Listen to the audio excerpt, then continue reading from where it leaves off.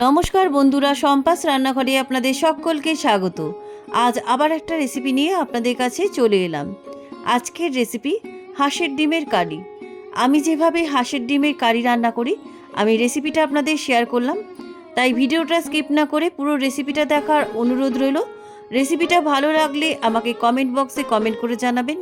ভালো লাগলে like বাটনটাও press করে দেবেন, আর আপনাদের বন্ধুদের মধ্যে আমার ভিডিওটাকে শেয়ার করে দেবেন। আর আমার নতুন বন্ধুদের কাছে অনুরোধ, আমার চ্যানেলটাকে সাবস্ক্রাইব করে পাশে থাকবেন।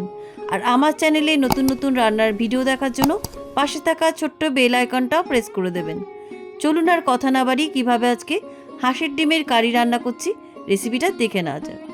হাঁসের ডিমের কারি রান্না করার জন্য আমি এখানে 6টা হাঁসের ডিম নিয়েছি। এবার এই ডিমগুলো সেদ্ধ করে নেব। ডিমগুলো সেদ্ধ করার জন্য গ্যাসে একটা পাত্রে জল বসিয়ে দিয়েছি।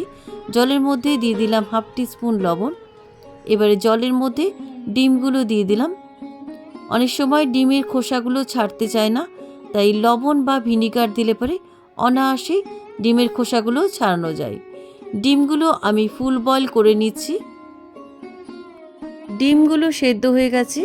এবার গ্যাসের ফ্লেমটাকে অফ করে গ্যাস থেকে নামিয়ে ডিমগুলো একটা বোলের মধ্যে ঢেলে রাখছি। ডিমগুলো পুরোপুরি ঠান্ডা হওয়ার পর আমি ডিমের খোসাগুলো ছাড়িয়ে নেব। এবার ডিমগুলো ঠান্ডা করার জন্য আমি ডিমের মধ্যে ঠান্ডা জল ঢেলে দিচ্ছি। ঠান্ডা জল দেওয়ার ফলে ডিমগুলো তাড়াতাড়ি ঠান্ডা হয়ে যাবে আর ডিমগুলো ওভারকুক হবে না। এবার আমি ডিমের খোসাগুলো ছাড়িয়ে নিচ্ছি।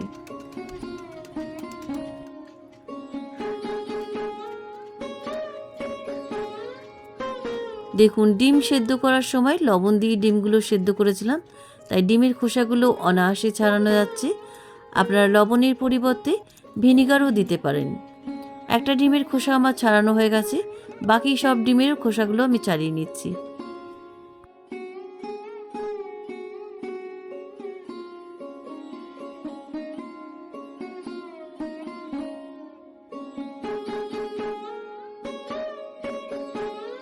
সবকটা ডিমের খোসা আমার ছাড়ানো হয়ে গেছে।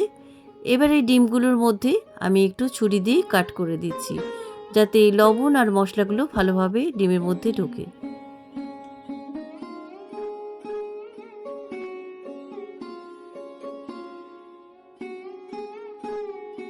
সবকটা ডিমের মধ্যে ছুরি দিয়ে কাট লাগানো হয়ে গেছে। এবার আমি রান্নাটা শুরু করছি। রান্নাটা শুরু করার জন্য গ্যাসে একটা কড়াই বসিয়ে দিলাম। কড়াইয়ের মধ্যে আমি ডিমগুলো ভেজে নেব। প্রথমে আমি সর্ষের তেল দিয়ে দিলাম। তেলের মধ্যে আমি সামান্য একটু লবণ দিলাম। আপনারা চাইলে হলুদও দিতে পারেন, তবে আমি হলুদ দিই না, একটু সাদা সাদাই ভালো লাগে। এবার আমি ডিমগুলো দিয়ে দিলাম। ডিমগুলো আমি হালকা ব্রাউন করে ভেজে নিচ্ছি।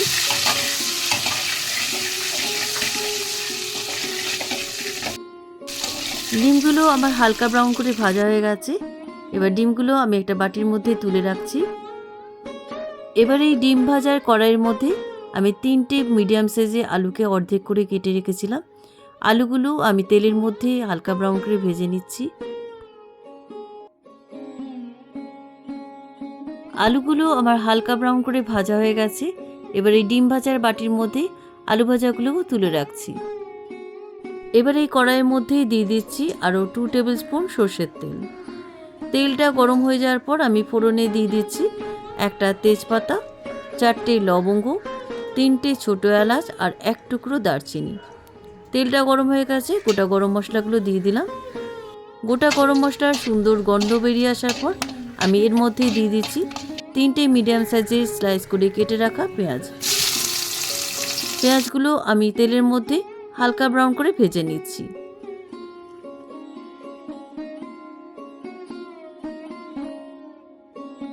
পেঁয়াজ কুচিগুলো হালকা ব্রাউন করে ভেজে নেওয়ার পর আমি দিয়ে দিচ্ছি 2টো মিডিয়াম সাইজের টমেটো কুচি। টমেটো কুচিগুলো পেঁয়াজের সাথে ভেজে নিচ্ছি। টমেটো কুচিগুলো একটু নরম হয়ে আসার পর আমি দিয়ে দিচ্ছি 1 টেবিল স্পুন রসুন বাটা আর দিচ্ছি 1 টেবিল স্পুন আদা বাটা। আদা বাটা আর রসুন বাটাটা পেঁয়াজ আর টমেটোর সাথে ভালো করে ভেজে নিচ্ছি। পেঁয়াজ টমেটোর মধ্যে আদা রসুন বাটাটা একটু ভাজা ভাজা হয়ে আসার পর আমি দিয়ে দিচ্ছি 1 টিস্পুন হলুদ গুঁড়ো।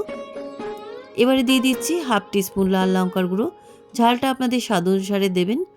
দিয়ে দিলাম 1 টিস্পুন জিরে গুঁড়ো, এবারে দিচ্ছি 1 টিস্পুন কাশ্মীরি লাল লঙ্কার গুঁড়ো। এটা ঝাল হয় না, এটা রঙের জন্য দিলাম। এবার সমস্ত গুঁড়ো মশলাগুলো ভালো করে মিশিয়ে দিচ্ছি।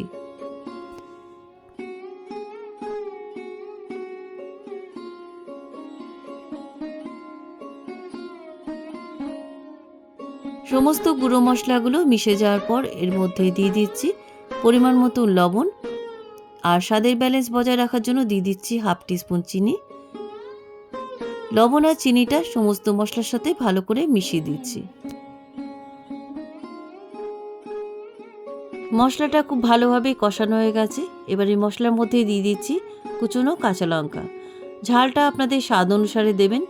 কাঁচা লঙ্কা কুচিগুলো মশলার সাথে ভালো করে মিশিয়ে দিচ্ছি। মশলাটা খুব ভালোভাবে কষানো হয়ে গেছে। দেখুন মশলার থেকে তেল ছেড়ে গেছে। এবার এই মশলার মধ্যেই দিয়ে দিচ্ছি আগে থেকে ভেজে রাখা আলুর টুকরোগুলো। আলুর টুকরোগুলো মশলার সাথে একটু কষিয়ে নিচ্ছি। মশলার মধ্যে আলুগুলো ভালোভাবে কষানো হয়ে গেছে। এবার আলুগুলো সেদ্ধ করার জন্য আমি পরিমাণ মতো জল দিয়ে দিলাম। জলটা দেওয়ার পর খুব ভালোভাবে মিশিয়ে দিলাম। এবার ঢাকা দিয়ে আমি আলুগুলো 10 মিনিট সেদ্ধ করে নিচ্ছি।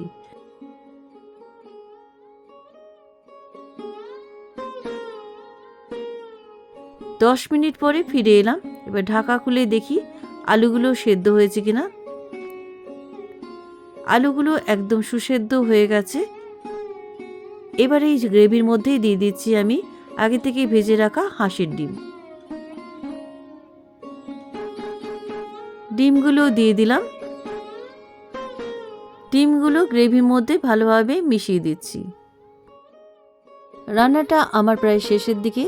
এবার নামাবার আগে আমি দিয়ে দিচ্ছি 1/2 টিস্পুন গরম মশলার গুঁড়ো, আর দিয়ে দিলাম 1 টিস্পুন গাওয়া ঘি। ঘি আর গরম মশলার গুঁড়ো গ্রেভির মধ্যে ভালোভাবে মিশিয়ে দিচ্ছি।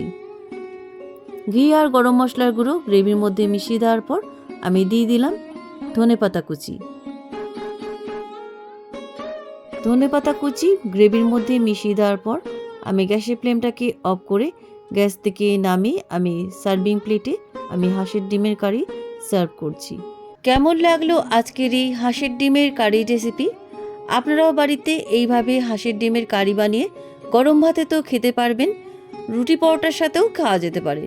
রেসিপিটা কেমন লাগলো আমাকে কমেন্ট বক্সে কমেন্ট করে জানাবেন। ভালো লাগলে লাইক বাটনটাও প্রেস করে দেবেন, আর আপনাদের বন্ধুদের মধ্যে আমার ভিডিওটাকে শেয়ার করে দেবেন। আর আমার নতুন বন্ধুদের কাছে অনুরোধ, আমার চ্যানেলটাকে সাবস্ক্রাইব করে পাশে থাকবেন। আর আমার চ্যানেলে নতুন নতুন রান্নার ভিডিও দেখার জন্য পাশে থাকা ছোট্ট বেল আইকনটাও প্রেস করে দেবেন। আজ তাহলে চলি, আবার একটা নতুন দিনে নতুন রেসিপি নিয়ে আপনাদের কাছে চলে আসব। সবাই ভালো থাকবেন, সুস্থ থাকবেন। ধন্যবাদ।